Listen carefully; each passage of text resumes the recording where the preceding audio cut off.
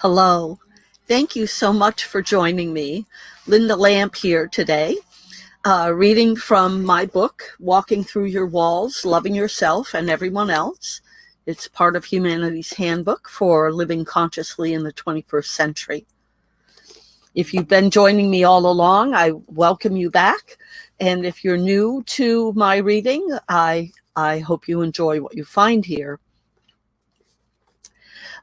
If during the reading, at any time, if you're having any kind of audio or video issues, please send me a text or put a message in the chat if you're in a situation where you can do that.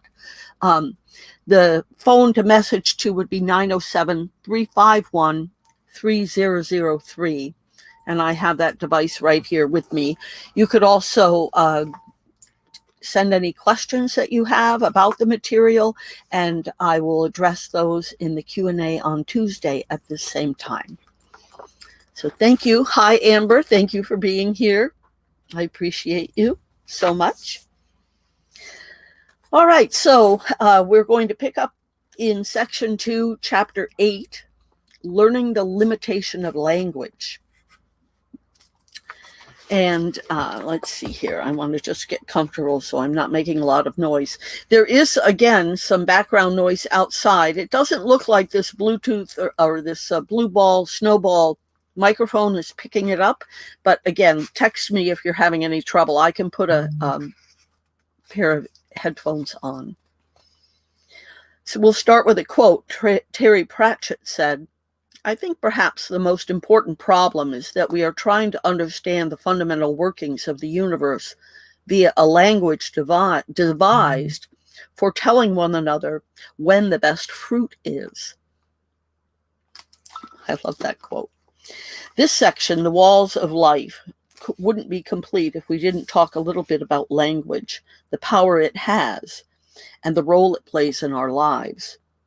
Language is the method by which, in modern society, we share our ideas with each other, we share our intentions, and we share ourselves with each other, our thoughts, dreams, and secrets.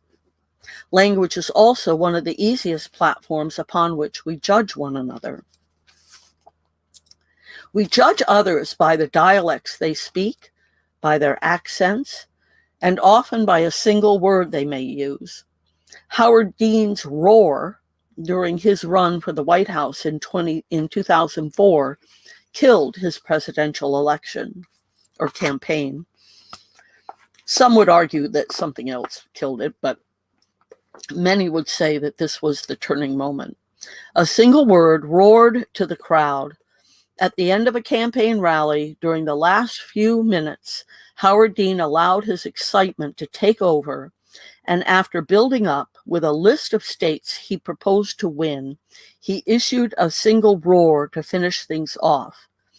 And that was literally the end of Howard Dean. Although he's still active in politics, he stays behind the scenes for the most part. The result of that roar is a stunning example of the limitations of language. You can search for it on YouTube and watch it yourself. It doesn't seem all that horrible, especially not in light of things that have transpired since. But the flow of energy was such that being President of the United States was not to be for Howard Dean. This is a fitting illustration of language's limitations and how we judge one another through our use of language. It's amazing to observe how some people will think someone is wonderful while others will think the same person is crazy or horrible. Now, bear in mind, this book was written in 2016. And so we've just come out of 4 years where we've lived that last sentence on a daily basis, most of us. Perhaps this is why emojis and memes have become so popular. To a certain extent, they transcend language. Nelson Mandela said, "If you talk to a man in a language he understands, that goes to his head. If you talk to him in his own language, that goes to his heart."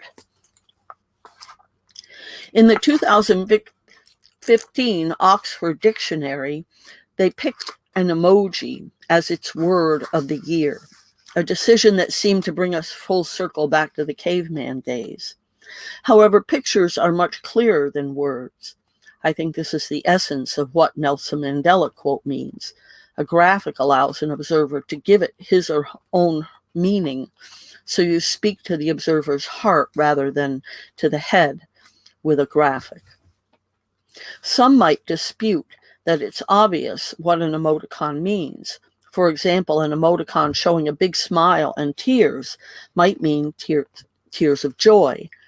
However, I've never used that emoji because I'm not sure what it meant. I wonder whether people really do know that it means tears of joy. The world does not seem to be a joyful place when you look around. Even if I had known what it meant, I don't think I would have used it very often. And yet, Oxford Dictionary declared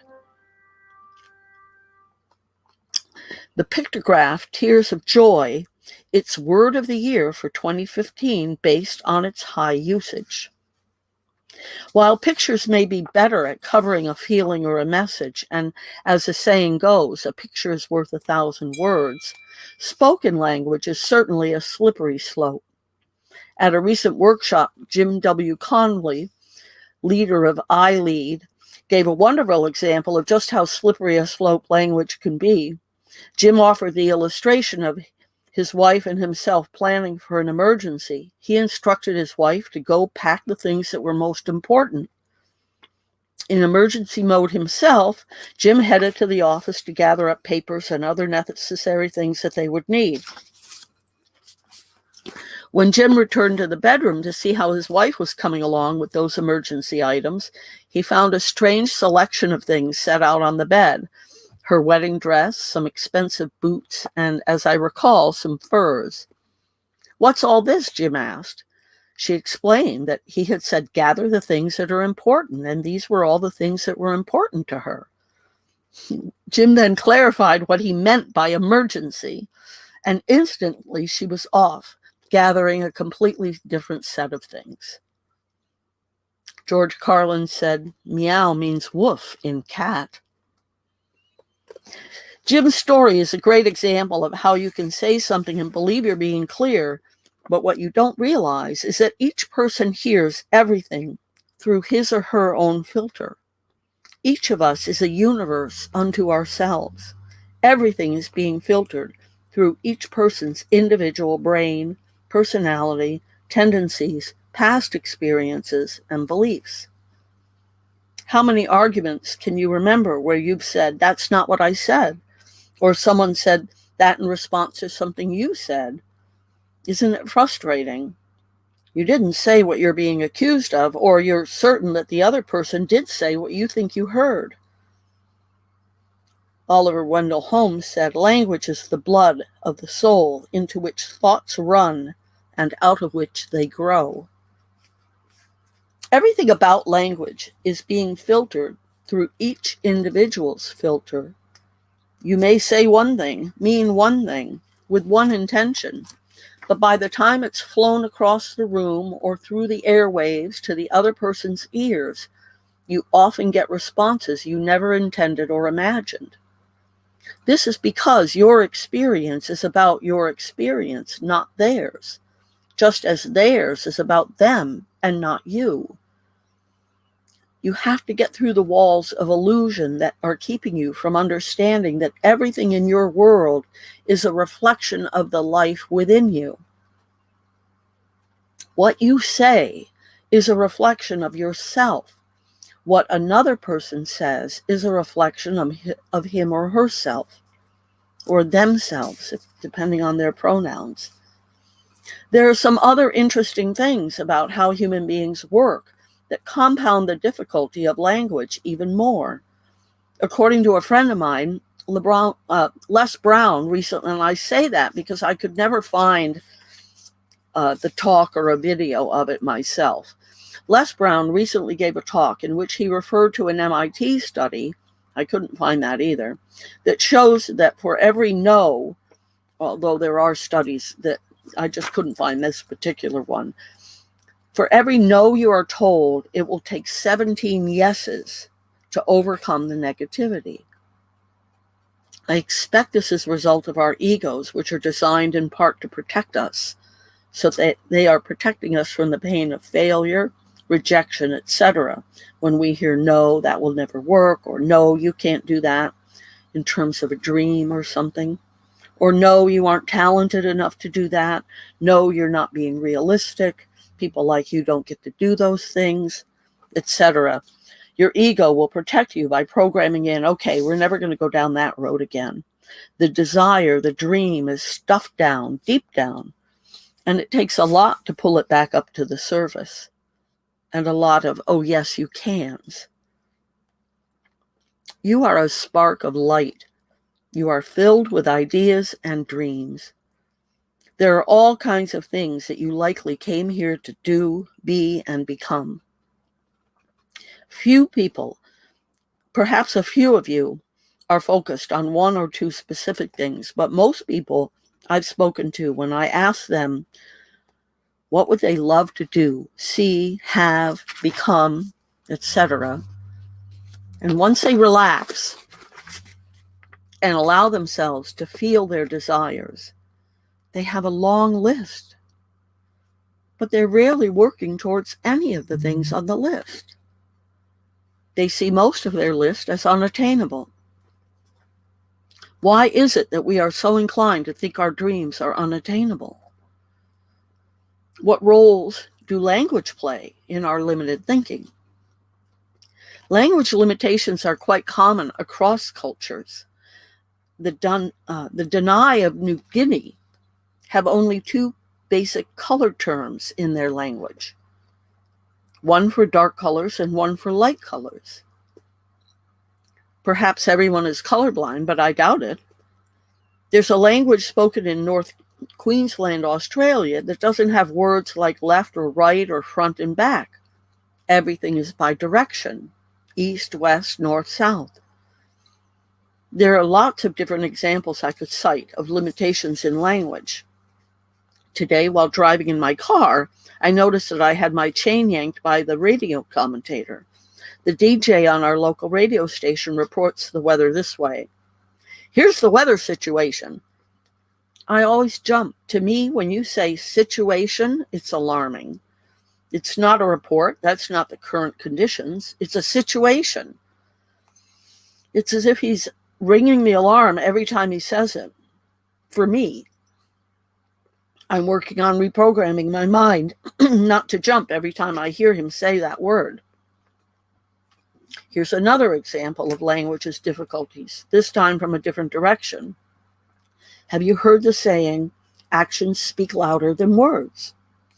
Have you ever said, I love you to someone and had the person reply, actions speak louder than words?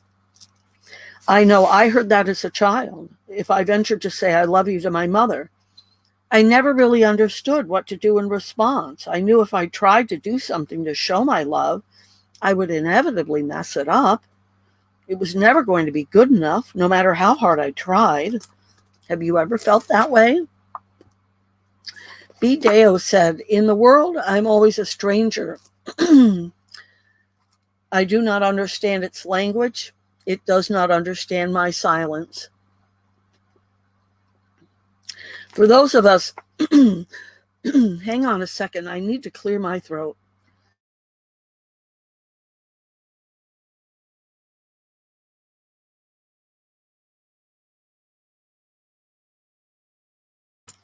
Thank you.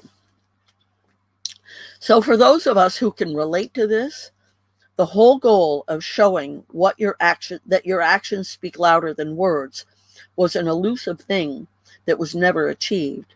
You ended up thinking, well, the words will just have to suffice. I have no actions that are good enough. How do we communicate effectively?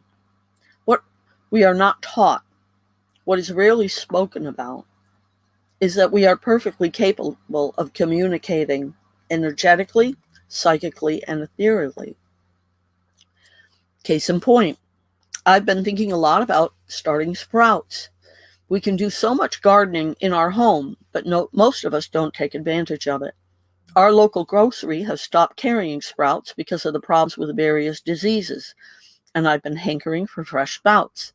I've been thinking about the jars of seeds and the jar sprouting lids that we have, so I could make a mental note to dig those out and get going. Today, as I was doing dishes, I noticed one of the sprouting jars was out, assembled, and filled with some seeds. Without ever saying a word to my husband, he had read my mind and started some sprouts. Or, perhaps, my thoughts about sprouts were as a result of me picking up on his thoughts. Either way, it still illustrates my point. These things have likely happened to you. The only problem is that rather than respecting the mechanism that's working when these things happen, people tend to chalk them up to just coincidences, flukes, or something random that happens. What people don't realize is that every single moment matters. Every single thing that happens and every thought you have matters. Don't be frightened. It's okay. Don't be overwhelmed by that. Thoughts are energy, just like everything else. So when you think something, it goes out from you like a wave. In many ways, similar to the ripples in a pond when you drop a stone in. It's distinctly different, however, because the ripples on a pond are linear, whereas energy waves made by thoughts go out from you in all directions. Like all directions. Don't panic. Loving thoughts are logarithmically stronger than lacking in love, or better put, fearful thoughts. Although, interestingly enough, the lower the frequency, the further the reach. So low, fearful, and angry thoughts send out ripples of energy away from you and travel the furthest, but they have the least amount of force. Higher frequencies don't travel as far, but they are much stronger in force and creative power. Think about this. There are only two states, love and lack of love. You may think there are lots of states of mind, but when it comes right down to it, the only true energy is love. Anything that appears in form that is not love is only the lack of love. There isn't anything else. Creation, all that is a result of the one great mind, our shared parent. That creation is the result of nothing but love. And there is nothing but love. Love of our great parent, the all that is. We are, you are, I am, the same one presence. We are the expression of love, and we are, each of us, the universe. You are your wildest dreams. I am my wildest dream.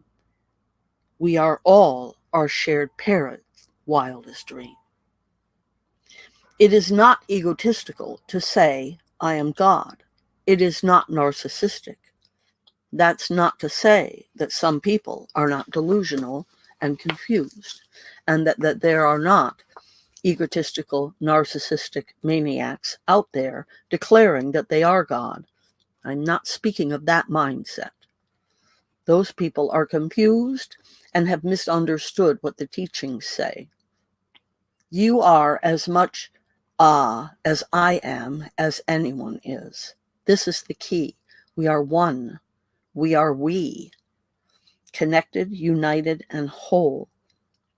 No one is superior or better than anyone else. We are all made of the same stuff.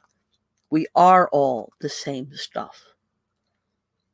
For each mistake you make in physical form, for each bad decision, for each wandering away from a place of love, for each of those occurrences, there will be a course correction. Most of the time, we don't think in pictures, but in words, in whatever language we were taught first.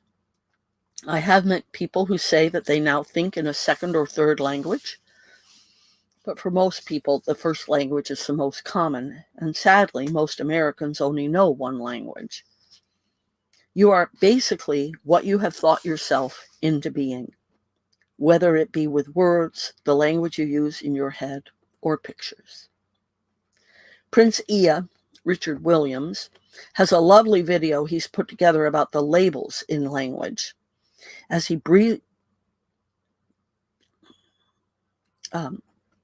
Sorry, I got distracted by a couple of comments there on the screen that we can ignore. As he brilliantly summarizes in his video, we are taught to label things from the moment we are born. Society uses labels to describe us, but in doing so, removes our freedom. Labels are limiting, so when children get labeled as slow learners or troubled youth or special needs, for example, we are forecasting their future and robbing them of their individual identities. David Armstrong said, "Words hide thoughts, but actions reveal." Sometimes we find it difficult to hear the truth, or you may be trying to share your truth with someone you love, but the person is rejecting your offering or suggestion. It hurts, doesn't it? You just want to be seen and heard, witnessed, if you will. That's what we all want. When you feel rejected, you must never take those situations personally. It's important to remember that you can only understand things within the context of your experience. You only understand to the extent of your character. So it is with everyone. You cannot hear the story of unlimited, infinite love if you do not have these things yet in your character. The words will fall on deaf ears, as the saying goes. Do not despair. Anything lacking can be gained with effort and focus. If you believe you do have it in your character, but there are those things that are not worthy, but that there are those who are not worthy of love or life, then you do not yet understand the true meaning of unconditional, infinite love. Don't worry, most people don't. That's what the 21st century is all about. That's what this handbook is here to help with. All of us learning how to communicate with each other outside of the limitations of the current traditional language and circumstances. You see, our thoughts are waves of energy, so our thoughts are not limited to ourselves. Our thoughts go out into the unified field, into the all that is. Our thoughts travel out from us in our language, but also in the frequency of the thought. The frequency of the thought will match up with the frequency of other thoughts of other similar frequency, regardless of the thinker's language. Like will attract like. They magnetize each other. So if your thoughts are loving, if your thoughts are joyful, if your thoughts are grateful, if your thoughts are expectant of a happy outcome, you will find yourself in a high vibrational frequency, and your experience of life will be seemingly charmed. Even in the face of apparent tragedy, the positive outcome will banish the notion of tragedy. As we discussed in Chapter 6 of this section, everything around you is listening and participating.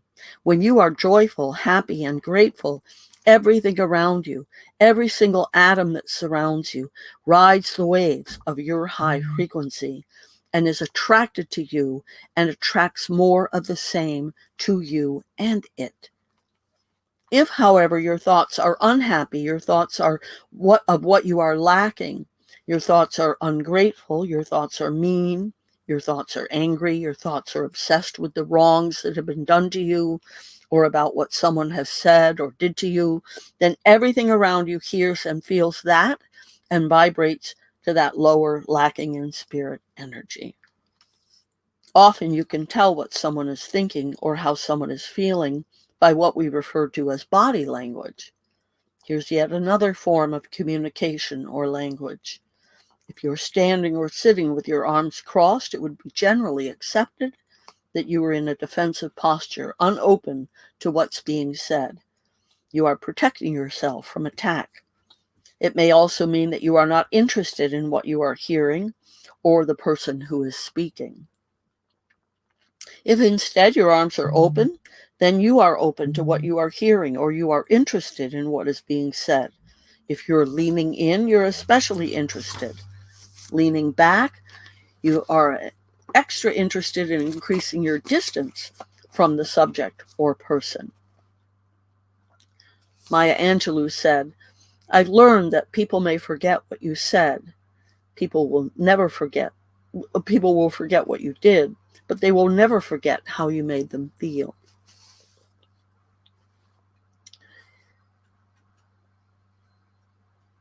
Now, I need to just stop and clarify something about this quote. It's a wonderful quote. The problem with it that I have is that nobody makes us feel. The feelings, what we choose to feel, is on us. People do things that cause us to feel things in response, but how we choose to feel that, we do have some control over.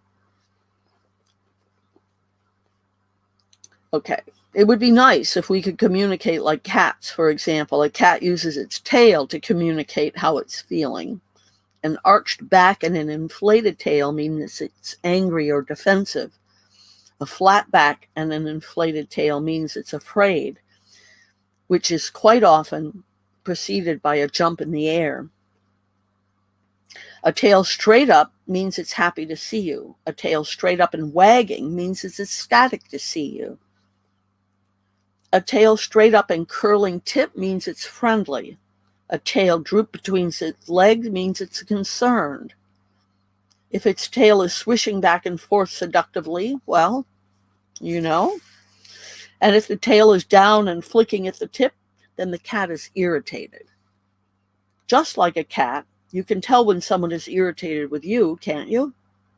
Even if the person never says a word, really, you can tell when someone is any of those qualities like the cat above. You can tell even more. You can tell when someone is annoyed, impatient, fed up, agitated. You can tell when someone is being judgmental or when someone is bullying you with just his or her posture. How do you feel then? You feel like a beaten dog or cat, don't you? With your tail between your legs, you want to curl up in a ball and cry. That's our ultimate protection. When we curl into a ball, we're protecting all our soft parts. We need our soft parts. Often when we're experiencing the pain of life, it hurts us in our stomach or our belly. You actually have 3 brain centers in your body. Your brain is one brain center, your heart is another brain center, and your belly or gut is a brain center. Haven't you ever felt something in your gut? It's what's called a gut feeling, when you know something is wrong. Hang on, I need to cough again.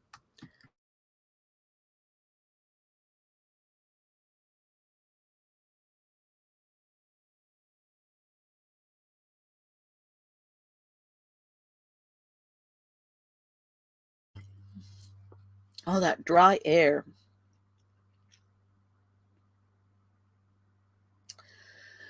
Language is limited. When you experience life to the extent that is intended by the all that is, you will be left speechless. You will be without words and in a state of awe that transcends anything we have in the English language.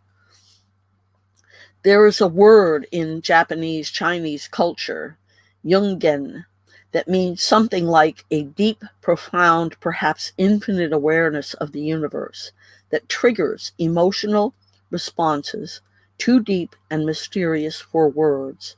Its exact usage depends on the context, so the exact translation of Jungen is difficult. Katie Myler said, language is clumsy, understanding is subjective, religion is obstructive. We must rise above these obstacles to achieve complete being. Language is a pervasive wall, and you will have to work diligently to keep on top of what you are saying and what you really intend to say or communicate. Being mindful of your speech is one of the most important takeaways I can give you. Realizing everything is listening should help you to remember that the words you use are important. Thoughts and spoken words are things. They carry a vibrational frequency, which means they permeate all that surrounds you. If you go around swearing all the time, then everything around you is shriveling and cringing. If you say that will never happen, or they'll never do that, or that's not possible, then the universe and the all that is hears that and withdraws from the flow, interpreting your declarations as if you do not want these things. When you say you can't do something, everything hears you, because all that surrounds you is trying to give you what you want. And since you are saying you can't, then you will receive what you are declaring you want, which is that you can't. I'm going to read that paragraph again. When you say that you can't do something, everything hears you. And because all that surrounds you is trying to give you what you want, and since what you are saying is you can't, then you will receive what you are declaring you want, which is that you can't. Henry Ford said, whether you think you can or you think you can't, you're right, which is that exact teaching. Many people, when they begin these studies, will shift from complaining about not having something to saying, it's on its way to me. This is certainly an improvement, but still what you are creating is the experience of the thing being on its way to you rather than with you. You are not creating the experience of having it, whatever it may be, but still creating the experience of it being elusive and on the way. When you fully grasp the concept, you understand that you must say, I have, and I am, even before you have or are that thing. When you are being the creative being you are intended to be, then you are being the creative being you are intended to be. When you declare you are something, even before you are that thing, all that surrounds you and supports you realizes what you want. And if you are not yet at that frequency of having it, everything works to fill the river of flow to you. Becoming whatever it is you wish to become will be easier to achieve. The way will open up for you. This is something the great Muhammad Ali understood. His life is a great demonstration of these principles.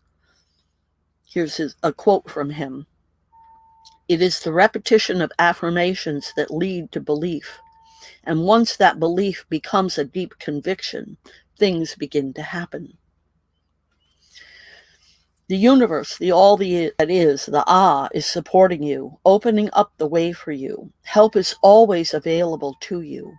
Very few seem to know this, hence this handbook. People need to know. Help is always available. You are not alone. I know you feel alone, but you are not. You are surrounded by loving, conscious substance that wants nothing more than for you to feel joy, to be happy, to know bliss. You are in physical expression. Why would the one great mind, the all that is, desire anything or create anything other than joy for itself? The density of energy here on Earth, Gaia, Eden, is really strong. It's extremely difficult to get connected with Source, harder still to stay connected. When you connect to this flow of love of which I speak. Even during the darkest times of my life was orchestrated so I always ended up in the right place and things always worked out for the best. Learning to become mindful of what you say, not just out loud, but also to yourself in your head, is one of the most important things you can do to help bring yourself back into connection with flow and the all that is. Do you say things to yourself like, I could never do that, about things that you would really like to do, or that will never happen, or I should have, I can't, I'll never, I'm so dumb, or I always do that about something you'd prefer not to do? Everything is listening, but nothing understands complaining. Everything understands the language being used, the language heard. Nothing understands the subtlety underlying the words. Therefore, when you say any of those phrases above, or anything else along those lines, what everything surrounding you hears is you wanting those things.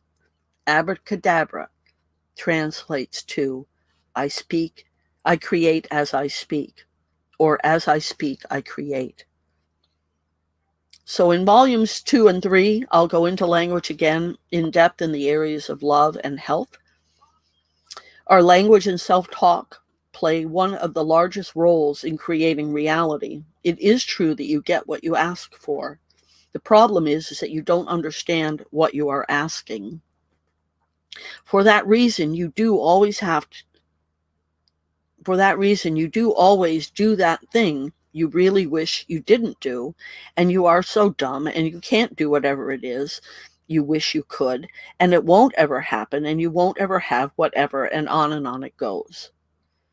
We tend to go through life complaining about the things we don't have, and by doing so, we are actually increasing our lack. If instead you adopt an attitude of abundance and unlimited possibility, and you allow that attitude to be reflected in your language, you actually create the energetic flow for everything you want to flow to you. Of course, changing the language you use can seem overwhelming. You need to be gentle with yourself and understand that the change of this kind takes time. And since we know there's no such thing as time, your desired outcome already exists.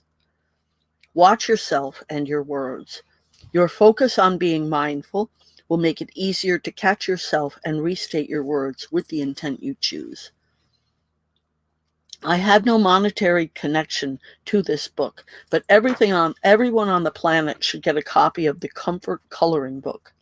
It's filled with principles of self-care, self-love, and love in general that I am sharing with you in these volumes. In a very special way, this coloring book uses loving and inspiring quotes interwoven in the drawings. The author makes the wonderful suggestion of coloring on your lunch break. What a fantastic idea, combining inspiring language with the meditative quality of coloring. In any case, my point here is that we really must watch our words and take care in what we say. A great tool is to tape up 3x5 cards everywhere with positive phrases and or carry a small notebook with positive phrases that you can read throughout the day. It takes focus, time, attention, and effort. At first, you will find that your ego will fight you.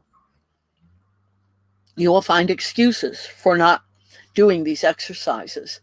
Find someone who shares your interest and support each other in these lessons. Lose the word never. Memorize the phrase, never say never. It's a serious thing. Anytime you catch yourself saying never, remind yourself to never say never, and then repeat the statement in a positive way. If people question you, just say that you are learning to be more positive. When you are tempted to say to someone, you never pick up your room, or you never do the dishes, or you never say you love me, remember that you are creating more of what you are declaring. If this result is not what you're after, change your words. Take the above examples and turn them around by taking responsibility for your feelings and needs. What is it you're trying to accomplish? How about, I could really use your help with the dishes?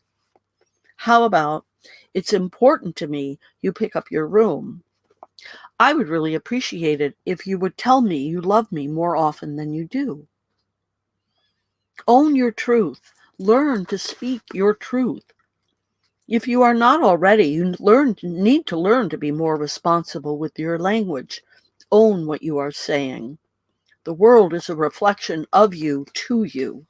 When you point your finger outward and blame those around you or the situation around you for your circumstances and experience, you are giving all your power away, and you are being delusional at the same time. As the saying goes, there may be one finger pointing out, but there's 3 fingers pointed back at you. When we have not yet done our inner work, we think that what's wrong is external, and we point our finger around and complain. We'll talk about this in greater detail in Volume 2, and I'll give you lots of tools for working through this wall. You can start on this right away, though, by employing one of the commandments my mother taught me. If you can't say anything nice, don't say anything at all. There is more wisdom in that saying than you may realize. It's not just about not complaining, and it's not just about being nice. It's about that everything is listening. I'll take it even further. Not only is everything listening, but everything is willing and able to communicate with us too. Sure, it may sound crazy, but it's not. Trust me. When you tune into the energy around yourself, when you function at the frequency of love and above, you'll discover that everything is communicating with you. When you need a certain tool, it will magically appear. When you need to get someplace on time, you'll do it, even after spending extra time in a traffic jam or waiting on a broken down train. You'll miss a plane, train, ride, etc., only to dodge some tragedy, all because someone stopped you to ask a question. It also works the same way. Things will disappear just when you need them and show back up after the need is gone. This is a case of the thing itself not wanting to participate in whatever was going to happen. Yes, it sounds crazy, but really, start paying attention. You'll see. Have you ever known someone who's always breaking things or always losing things or perhaps can't hold a job? Everything is energy. In these and all cases, what is happening is a reflection of the prevailing energy. So if your energy and your words, your language is one of fear, despair, anger, depression, then everything around you is going to want to get away from your energetic field. Everything around you is shrinking back into itself. You've cut yourself off from the flow because in your state of mind, you have created a wall around yourself, which little can penetrate. Everything is horrible or terrible or difficult or challenging. Therefore, everything provides exactly that. Everything is life, and all life can feel your energy. Since all life is connected and a part of the great shared parent, everything is in physical expression. When you state your displeasure with the life you find yourself having, everything around you feels that rejection. You are rejecting the gift of life. Have you heard, be careful what you ask for? This is another important and sage piece of wisdom that doesn't get enough attention in our upbringing. Samuel Bass said, "Should is a bad place to live, but boy, do we set up a lot of tents there." Everything around you is doing all that it can to support you, but you really need to stay focused on the question, what is it that I'm going to do that fulfills me, that is also going to be the best for the good of the whole? What is my gift that I came here to share? You need to come first, then after that. You need to come first, then after that, family, then friends, then the whole world, because you are a part of the whole world. You are a part of the all that is. You are the all that is. So you need to take care of yourself first. Honor yourself. Love yourself. Speak kindly to yourself. Learn the language of self-love. Get comfortable saying, I am whole, perfect, strong, powerful, loving, harmonious, and happy. Reaffirm to yourself that you are stardust. You are part of the universe. The universe is in you. You are a magnificent, amazing being. What challenges can you identify in your pattern of speech and thought that could use some focus and adjustment? And then we close this chapter with the limits of my language mean the limits of my world. And that's Ludwig Wittgenstein. Hang on.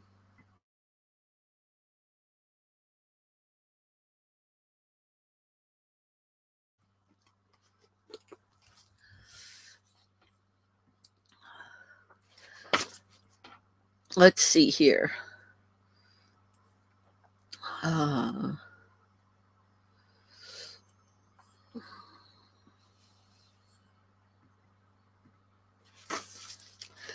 All right, thank you. So, chapter 9 now, getting out of your own way. We've got about 15 minutes, so this is a very short chapter. We'll definitely get through this. We'll start with an unknown quote. You had a purpose before anyone had an opinion.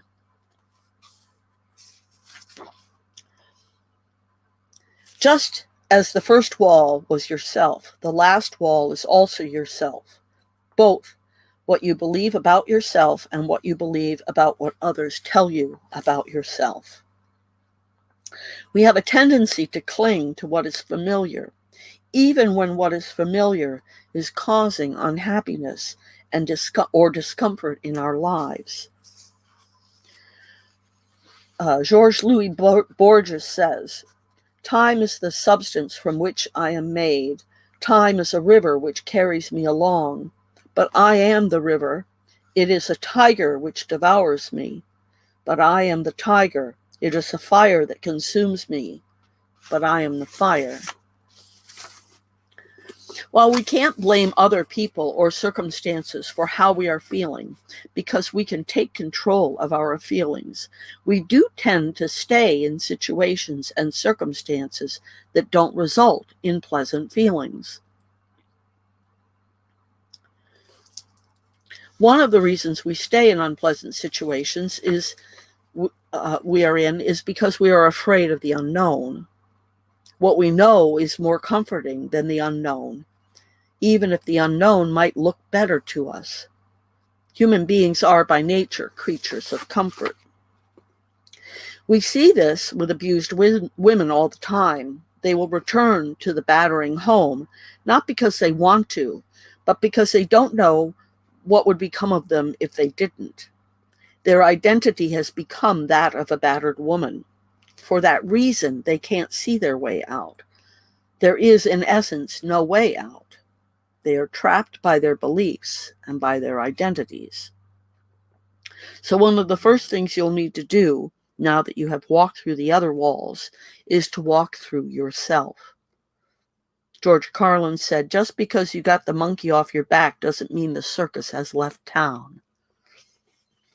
Walk yourself to a new world, to the world you imagine is possible, and the world you see other people living but can't seem to find for yourself.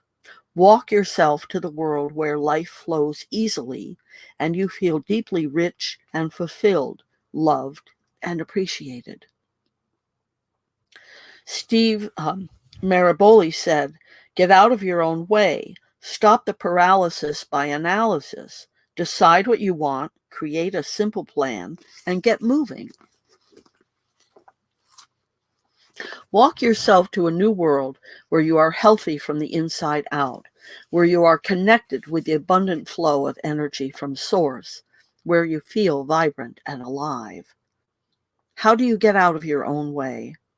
Well, that's what the next volumes are dedicated to.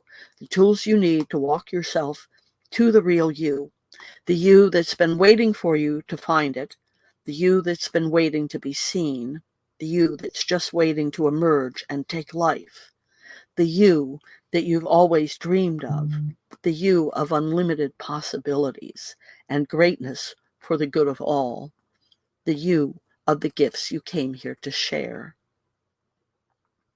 I want you to know that I am here for you. Reach out to me if you need my support as you are walking through these walls. I am here to help you with this process. I'm here to help you implement and integrate these steps and the results you'll achieve.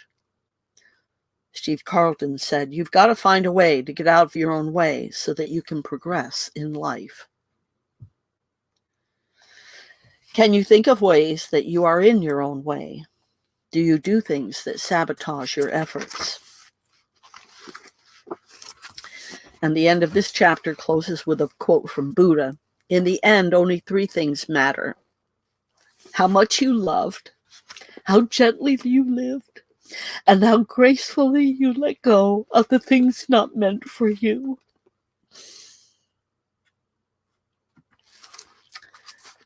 Well, I can never read that quote without breaking up. Okay, so we're at 10 to the hour, and I think rather than starting, so that in essence is the end of this book. However, there is a summary Oh, I could read the summary. I'll read the summary because that's just short. Yeah, I can read the summary. And then the supplement we'll save for next week, putting knowledge into practice. I have, I believe, 7 supplements here that are tools. So we'll save that for next week, but I can read the summary of Volume 1 here because we have enough time for that, I think. The Secret Wall. Carl Sandburg said, "Time is the coin of your life. It is the only coin you have, and only you can determine how it will be spent. Be careful lest you let other people spend it for you." It is important to me that this handbook be easy to hold, comfortable in your hand, and not so heavy that you don't want to carry it around. Hence, due to the length of this entire book, as you know, it is broken into 3 volumes. I hope that this first volume, I hope that in this first volume, you got a good introduction of the life of humanity, to our purpose, to your purpose, and to the challenges we face in this 3rd dimension. In the supplement section following, I give you 7 tools you can start with or add to your regime of awakening. If I've illuminated things clearly, you now realize that life, all of life, is of your own making. Your life is a reflection of what you look for. Life shows up for us in the manner we expect. In fact, the only reason we see anything at all is because we go looking for it. By looking for it, you magnetize your frequency, what you think about, and what you go looking for. You get what you give. You create what you think about, and you become what you think about most of the time. Earl Nightingale said, "You are now, and you do become what you think about." You also realize that what others say to you or about you is a reflection of them, a reflection of who they are on the inside, and a reflection of who they think you are. What they say is not a true reflection of you. It is a true reflection of them. Only you can know who you are. You know this from looking within yourself, not looking outward and taking in what other people say about you. If you have not yet done so, now is the time to take charge of yourself and start. Sidney Poitier said, "To simply wake up every morning a better person than when I went to bed." Remember that Don Miguel Ruiz teaches us about others. Don't take anything personally and never make assumptions. Another important thing to realize is that when you change your expectations, when you let go of your requirements and prejudices, all of nature and the energy of the universe will push forth to aid you on your way. Remember, everything is participating in the illusion we call life. When you embrace life at the level of which I'm speaking, everything knows, and everything around you will support you in your life. When you have the faith that you are safe, that you are in good hands, that you have help always available to you, then the universe is at your service, and you will experience miracles daily. The key here is having faith. I can give you personal testimony about how having faith first, blind faith if you will, yields the greatest magic ever. Many people mistakenly think that they will learn faith through experiences, when in fact, it is through faith that we experience miracles. I know personally that every time I have laid down the law to and asked for a sign, asked for help, my call has been answered. I recall a quite striking time when I was 13. I made a promise to that if brought me back my lost dog, I would believe in forever. I was bereft without my dog. He was my world, in what could only be described a miserable existence. I was unhappy beyond words. Later that day, the phone rang, and it was our vet calling because someone had brought the dog in, and the vet recognized him. This was long before microchipping, and it was truly a miracle. The people lived 30 miles away. The odds of them taking this dog to our vet were really low. Unbelievably, I had my dog back by nightfall. Whenever I have fallen into disconnection or begun to question whether there is such a thing as a great parent, or question the existence of I have remembered my promise, always to believe if I was given my dog back. My call for help was answered with a miracle. It only takes my remembering for it to happen again. Every call I have ever made has been answered, and so it will be with you when you believe. All that we know in life, truly know, we know through our experience, our own experience, not anyone else's. Sure, we can know things intellectually, and we can listen to other people's stories, but to know something truly, to understand something intimately, you must know it through personal experience.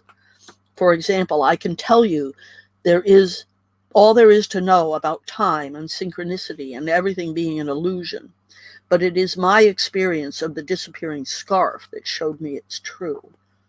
The secret wall that few realize exists is the wall of faith. Now that you know the walls, now that you know that life is this crazy illusion that you can control with your reactions, the final piece you need to know is that you must believe. You must believe that all is possible. You must believe that all is always well, regardless of appearances. You must believe that everything will work out for the best, regardless of apparent difficulty. Having that level of faith will speed you along your way. I promise you this. Here's an unknown quote.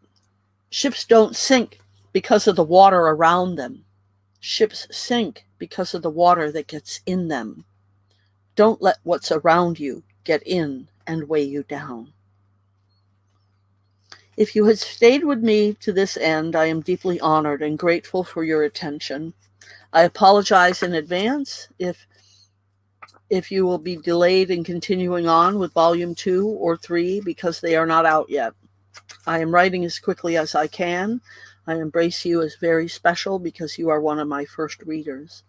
As you may recall from the preface, volume 2 will pick up where we leave off here, starting with the tools of life, where I will take you through the tools you have available to you in life to help you get the most out of life and live your life to the fullest.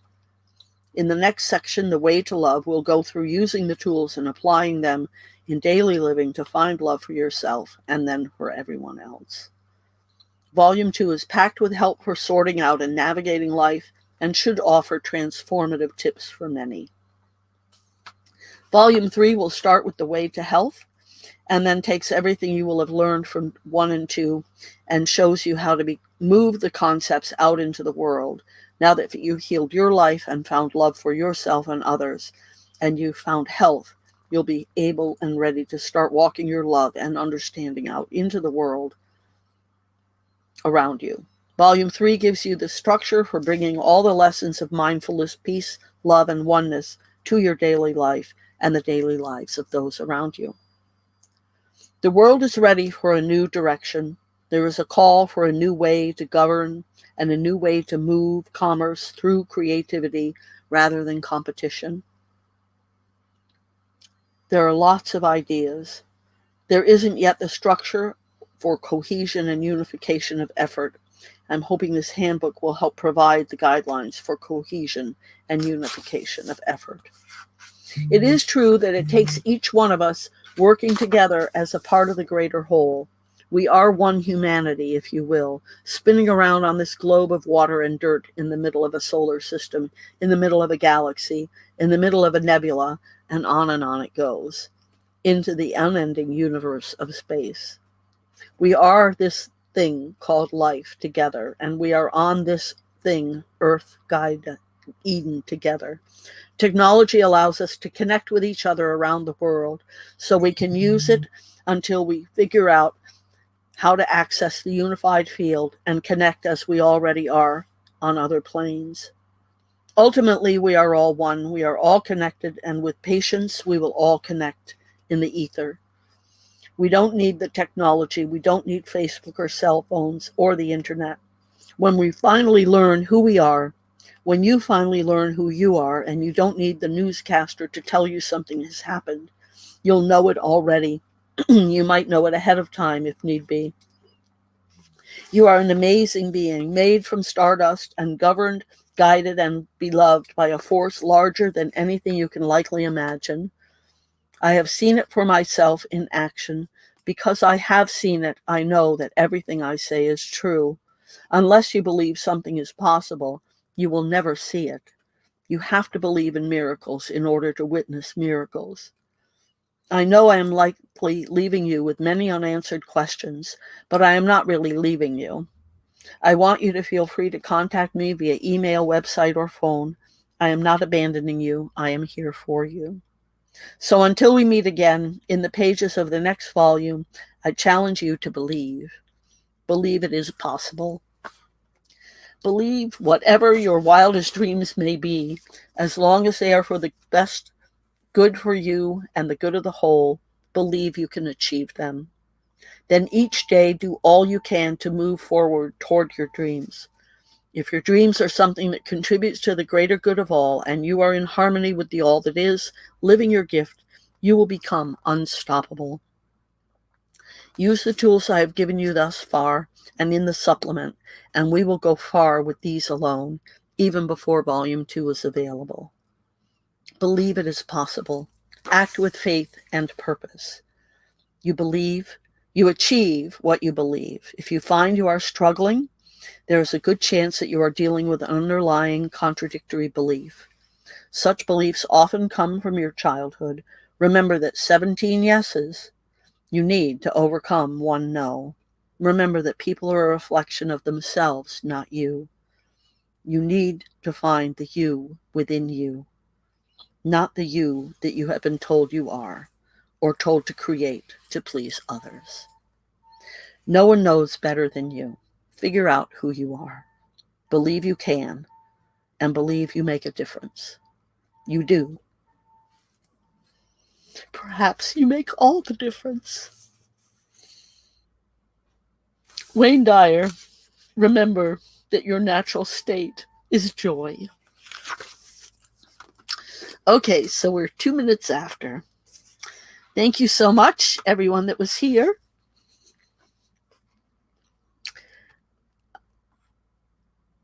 Let's see. Thank you, Amber, for your comments. Yes, having faith, you've got to believe. That's the bottom line. So we'll be here on Tuesday for the Q&A, and same time, 1 p.m. Alaska time. And thank you, Amber. Thank you for being here. Thank you, Shabana, I think, was here as well, Facebook user. And if you want to send a message or a question for answer in the Q&A, you can send your email to questions@walkingthroughyourwalls.com. You can also text me at 907-351-3003, or you can visit the website lindalamp.shop or lindalamp.com. And I thank you again. Namaste. Much love. Until next time.